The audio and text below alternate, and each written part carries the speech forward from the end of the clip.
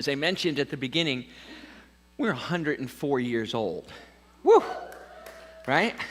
And what that means to me and why we're celebrating 104 is 10 years ago we celebrated 94 before I got here as your senior minister. And the interim minister was Sonia was the senior minister, and she retired, and we had an interim minister come in while the community here did a search for your next minister, which I luckily won. Feel like I've already won the lotto, right?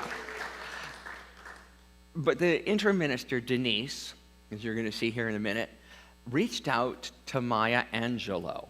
Maya Angelou used to sit in the chairs, not these chairs, because we have new chairs since then. Right?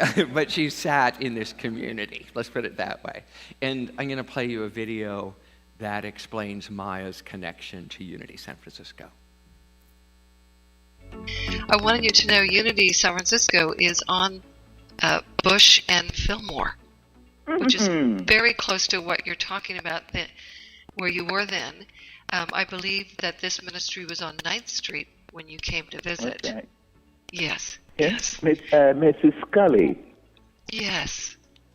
That was the minister then. That's right. Yes. And amazing. I was looking for her name in my memory yesterday because I knew I would be talking to you. Oh, that's beautiful. And I counted upon my memory serving me. And this morning, before you called, it was Scully. Oh, my gosh. You're amazing. You are amazing. When Maya Angelou needs comforting, what do you use? I'm a student of Unity. And there's a book called The Lessons Unity Church? Unity Church. Mm-hmm. Maya first discovered the Unity Church in her 20s after her voice coach and mentor, Fred Wilkerson, invited her to a service there.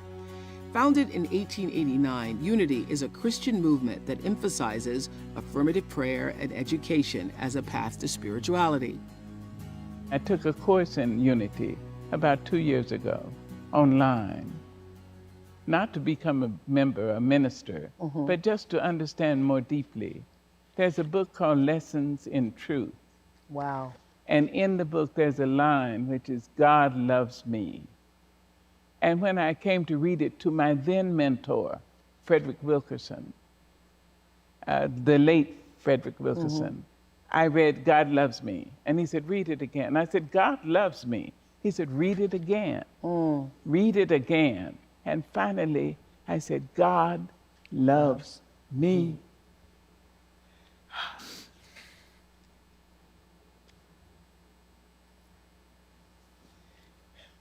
It still humbles me that this force, which made leaves and fleas and stars and rivers and you, loves me. Me, Maya Angelou. It's amazing. I can do anything and do it well. Any good thing, I can do it. That's why I'm who I am.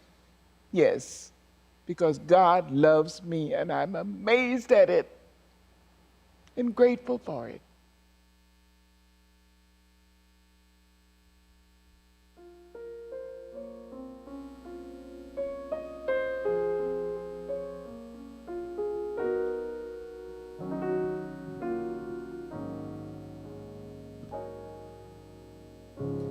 I need you, you need me, we all are one with everything. Stand with me, affirm with me, we all are one with everything. Our good is flowing, every need is supplied. You are important to me, I need you to survive. You are important to me, I need you to survive.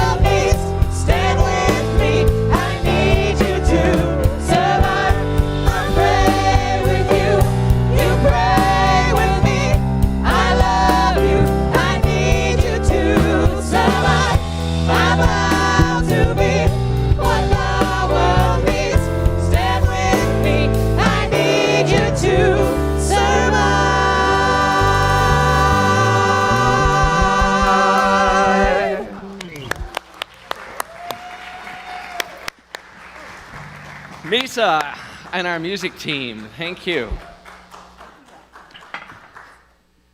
And so, on stage with me, I have Kate Thornton. Hi, welcome, Kate. Thank you. May I just say hello to everybody?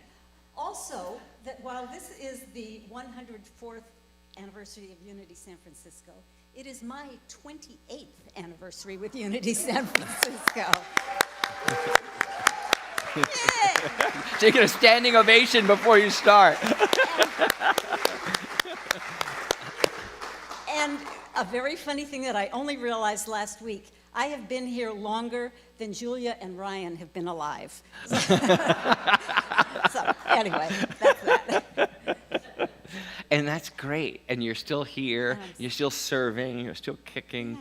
But what brought you here the first time? What was going on that you showed up at the doors? I was not raised with church or religion or spiritual practices or anything of that nature, and I found myself at age 50 asking questions of myself or of something, not morbid, not depressed or anything, but just questioning. And I had a friend at the time who went to Unity in Marin, and she would say things about it, and I thought, that sounds kind of nice.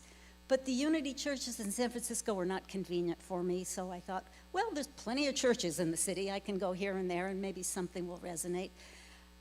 I happened to be, before I did any of that, I happened to be walking on Fillmore, crossing the Bush Street intersection, and I looked down the block, and there was a shingle hanging from a Victorian building, and there was a dove, I think with a blade of grass, and then the words Unity. And so I went down and I got the Times, and I came the next Sunday, and I've been coming ever since. For those of you who are younger, that we used to advertise in what's called newspapers. And there was a whole section of what you could find Sunday services, right? And where they were. Yeah, right. Yeah, exactly. It's changed. They used to teach us that in ministerial school. It's funny now, right? So when I went that first Sunday, Paul Tenaglia was the minister, and I really don't remember what the topic was. Oh, first of all, there was a woman there who had been a friend and a neighbor years ago, so that was kind of welcoming to see her. But also something he said, and I don't even remember his words, but that God was in each of us. And to me, that made perfect sense. And I thought, yeah, this is it. And right. I came back, and I've been coming. So what keeps you coming? I mean, what is it that, after 28 years, Yeah. you've heard the message, you've taken the classes, I know you've been in my classes, Yeah. you've done the service, what keeps you coming back? Well, I'll just say before that all the, prayer and meditation and all that, while wondrous to me, I didn't feel I had a right to take part in it because I hadn't earned it. I hadn't done all the work that everybody else had done. And in a way, it propelled me to become part of the community. I started taking classes, and I started doing a little service, and before long, I felt I was part of the community, and I felt that, I was entitled to everything, as we all are. So, but what keeps me here now is the community. It's always a positive, uplifting experience to come here. Over the years, through all the ministers, I've been through 5 ministers, I get a wonderful talk on Sunday, and I walk out the door uplifted. Yeah. And when I was working, and I haven't been working for a long time, but I always felt this is the energy I need to get through the week, and that was a big proponent. But now it's just the energy to get through tomorrow. The wisdom of growing older. Yeah.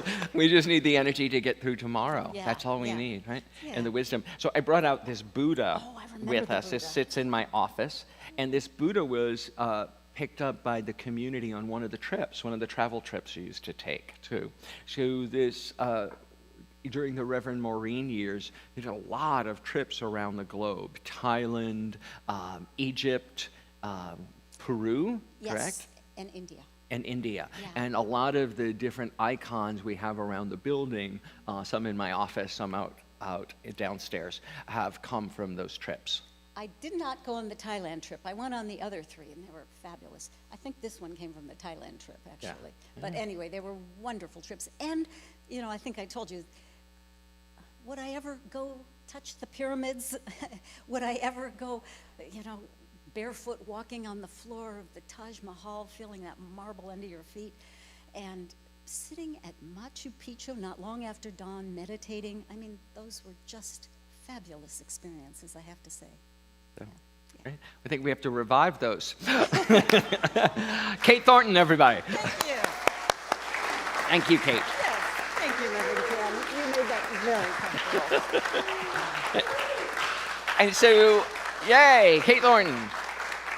And now, for the opposite end of the spectrum, someone who is one of our youngest members, Ryan Harvey. I think I am the youngest, Rev Ken. Well, Julia, I think, is younger than you, right?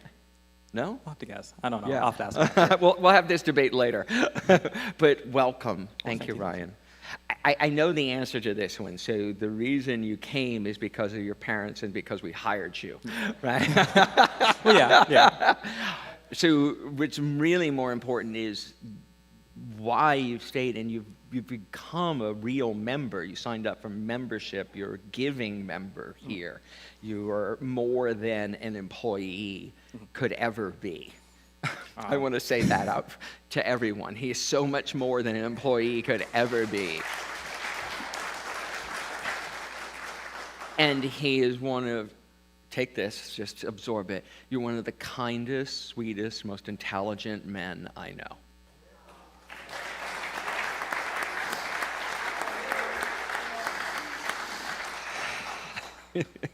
Well, thank you. Right? Thank you. Yeah. It was a lot to take. It but, is, and we teach this. One of the hardest things we ever have to do is to receive a compliment. But it is part of our learning is that as we receive, we cannot be truly abundant until we can receive. And when people see who you really are and they tell you, just let it in. One of the greatest gifts that Unity can give us, right? Let in your good. And you asked me why I come here. Well, you said it. You know, the community here is so loving and so accepting, and the teachings felt so personal. They felt like the perfect answer for me. You know, everyone has their own problems and their own issues that they work with, but Unity feels like the key to every lock to me. And so as we're going through life, there are just ways to look at the world and the positivity and the way you can change yourself, and by changing yourself, change the world, really resonated with me. And as I was sitting through the talks and listening to you guys week after week, it really kept kind of nagging at me. And I found, even before I started joining before I joined as a member, I found I was using the teachings in my communal life with my friends and my family, and using the teachings and the practices to help me navigate my work life, my school life, and kind of figure out any issues that came up anyway. And it was just so beautiful to be able to take what I get here on Sunday and to use it for, you know, the rest of my life. Wow. Yay. Thank you. What is your greatest memory of being here at Unity San Francisco? Oh, wow. Okay. I think it was back at Bush Street. I remember Errol giving the daily word and just seeing how, well, if you guys don't know, Errol was an amazing prayer chaplain and just an amazing person to be around and in the community. And that specific week, it was really early in my stint here, and I didn't really understand what prayer chaplains were. And he made Unity seem so special and so intricate and so detailed. And when he was up speaking the daily word, it felt like it was an event. It felt like he was someone who you really needed to listen to, and he compelled you to come in. And he was one of the big things that really drew me in. And that first time I heard him do the daily word was something that I personally will always remember. Wow. Thank you. I want to point out to you and to everybody here that Errol was a volunteer here. He led the prayer chaplains and he served here so many years. And that we have the music team, and they're absolutely incredible, and the music is transformative, and I work hard on my talks and the presentations for you here. But what Ryan remembers is a volunteer standing up and giving a reading in a service that truly changed his life, and how every little thing we do with great love, and how that changes everything. And that you showing up here to be at service online, to be at service in the room, to be at service downstairs, to be a prayer chaplain, to be a singer or a sound engineer or a live stream engineer, all matter. All matter incredibly. And we never know the ripple. When we put ourselves into the pond, we never know who the ripple is going to touch. So thank you, Ryan Harvey.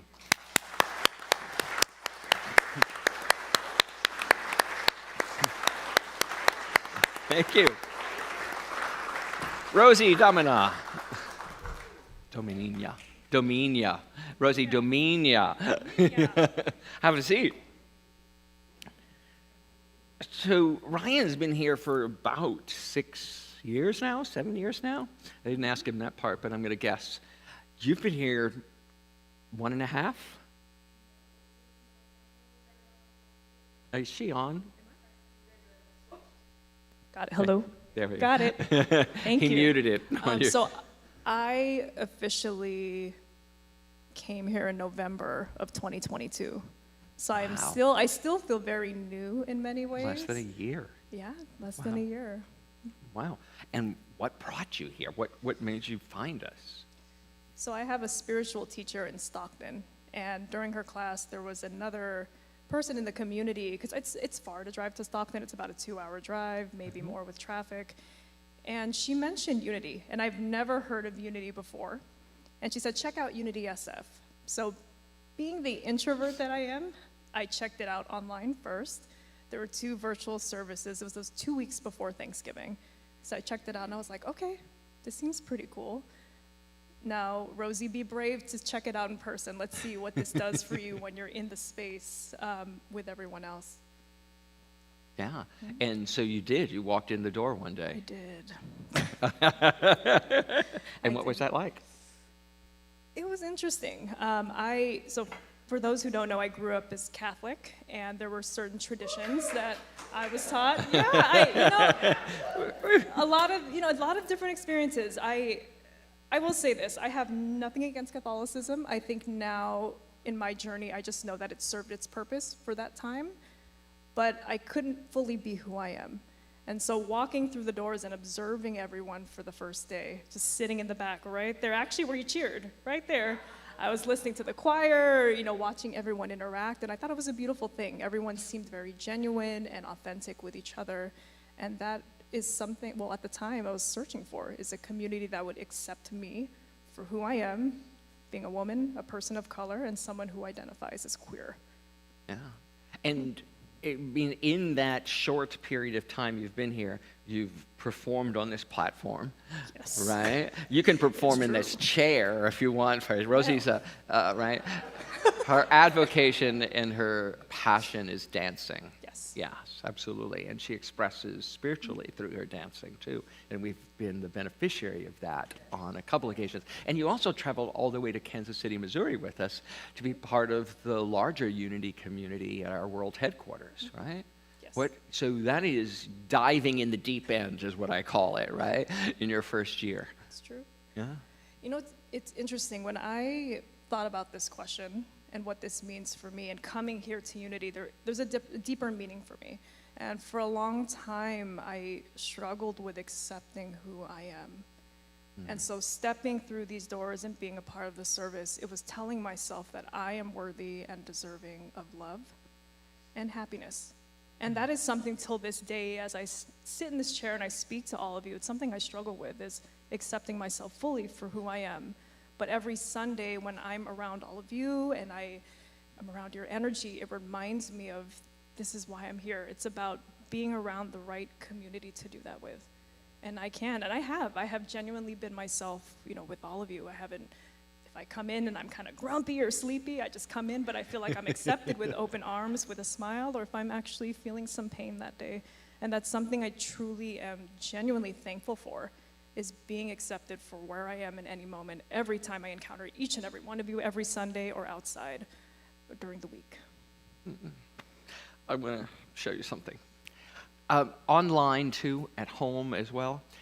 I'd like you to raise your right hand if you ever have had that experience of not feeling like you could be accepted for exactly who you are. Even a little bit, right? And have you, keep your hand up, your right hand up if that's you, and then if you've felt accepted when you've come here, raise your left hand, and let's testify to the truth that we are all one. We are all one, and we are all here by divine appointment. I agree. Rosie. Take your applause, yeah. Thank you. So I want to introduce our next guest who's coming to us from afar, Kate Hunt.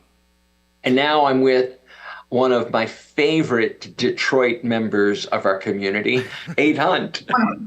One of my favorite. They're actually all my favorites. Yes, that's right. That's the correct. I could be one of your 3 favorites from Detroit. So for those of you who don't know, we have a whole collection of members of Unity San Francisco that actually live in Detroit, Michigan. And I think there's something in the water there that's making them want to be San Franciscans at heart. So grateful to be with you here today, Kate.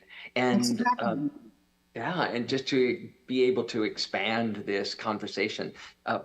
Most of you here don't know that Kate and I have regular conversations now, but I'm going to ask her some questions and find out why Unity San Francisco has been such a pull in her life. So my first question to you, Kate, and can you explain to our community today, what brought you to Unity San Francisco? What makes you discover us all the way from Detroit, Michigan? Mark and I experienced something in our local church, our local Unity church, where from the pulpit, the minister was using the Bible to bash gay people. I stopped her in the middle of her discussion, in the middle of her talk, but even though I talked to her afterwards, even though I talked to her right in the middle of her saying what she said and not interpreting it through the lens of Unity, she wasn't able to budge. So Mark and I started looking for another one in the area. But I said, we're not going to just go in blind. I am going to be interviewing, because I don't want to have another experience like this. I don't want to have to listen to that kind of harassment. Although I'm all about standing up for it, but yeah, it was enough. Then when you went on this, as I know this part of your story, I'll share with everyone else here too, that you went on a search through the internet for finding other Unity churches. What made you glom onto our service and what made you stay? Well, it was during the pandemic, so there was a lot available when people started to use Zoom and other platforms in a different way. So I just traveled. Like on a Sunday, I would just Eastern time zone, and I would go to Central time zone, and then I would go to Mountain time zone, and I would do Pacific. You know, went to Hawaii. I was in Denver. I went to the Unity on the Plaza. I was over in Virginia, and I would do this for several weeks. But even though I like some of the other places, Unity of San Francisco had a better vibe. I was pretty sure I wasn't going to experience any homophobia without actually interviewing. And I really feel like the topics were a higher level, a quantum leap from where I had been, and also just a notch above the others. the ability to really feel like I was there because of the quality of the video and the sound. Even though sometimes when you were working on getting new equipment, and maybe still are. Still are. I felt more like I was present, like I was there. In addition to all of that, the number of classes that were offered, especially during the pandemic, there were just so many great classes offered to keep us engaged. I got some great prayer partners and great gratitude partners that helped me get involved. There was outreach too, because I was called for to see if I needed prayer. I was also emailed early on to see if I needed any prayer. I just felt more a part of it because of these multi-experiences. And then the fact that you opened up the board to somebody who was virtual just made me feel more a part of it. Oh, and I cannot forget the quality of music. Come on, the quality of music. In addition to the quality. Yeah, I'm prejudiced, but I think ours rocks, right? I've seen a lot, and I'm just saying. In addition to the quality of the talks and the higher level and the guest speakers that you bring in different topics, in addition to all of that and the classes, people stopped and said hi to me. In Zoom? People waved at me, even if they didn't say hi. And here I am in the Hollywood Square, right? I'm in the Hollywood Square, my Zoom Square from Detroit, trying to get involved. And people would speak to me and try to connect with me, even in a short period of time. Plus the other people who are on Zoom with me in the salon make me feel like family. Even with what I'm going through right now, really make me feel like family. So I wanted to talk to everybody about that. Many people here know, but a lot of people watching today don't know this. Kate and I get to meet fairly regularly every other week right now because we are walking through this together. Kate's having a health challenge right now. And my question to you about that, Kate, is how has having this community and the unity teachings served you or not served you in this health challenge you're going through right now? I do have to give a little shout out. That is our knitting group's hat, Cindy Lavarato's hat made specifically for Kate. I feel supported. I feel so supported. I was given a playlist of positive songs, this hat, which, come on, look how much time she put into this. Look at the little fuzz. It's just adorable. It's gorgeous. Such quality into it. When after I first discovered that I had cancer, I went out to the retreat at Unity Village, and just was received with such love, even though I had already lost my hair at that point and was feeling a little bit weird and meeting people for the first time. They were like, "Hey, you, come here." Very loving, very, I don't know, it was just delightful and authentic. It felt authentic. The people who know me and are aware of my situation have contacted me and asked how I am and continue to ask how I am. I am at my last chemo coming up next Tuesday, so. 2 days from today. Yeah. Amazing. Not far away. Yeah. Been a long journey. So, but having you offer me a weekly chat, which, then I didn't need it as much when things got a little bit easier. was so kind. So it's such a difficult time in my life to have that spiritual resource. And I don't think if I had been in any other, background, watching on YouTube, any other community, they would have reached out as much, that they would have connected as much. I can see that it's very important to you, Reverend Ken, and to the community.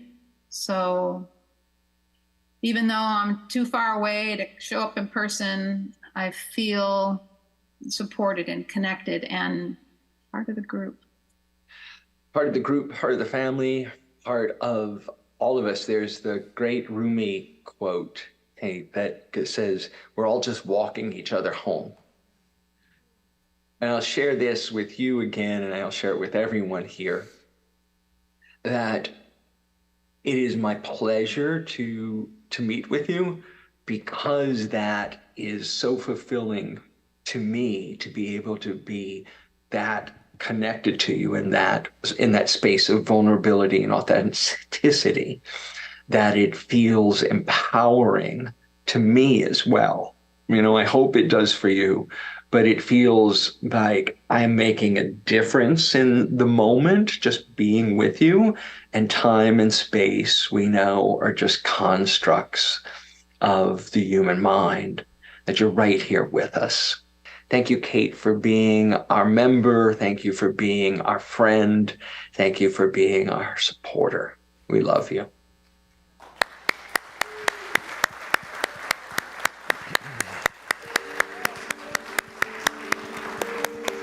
We love you, Kate. We love you, Kate.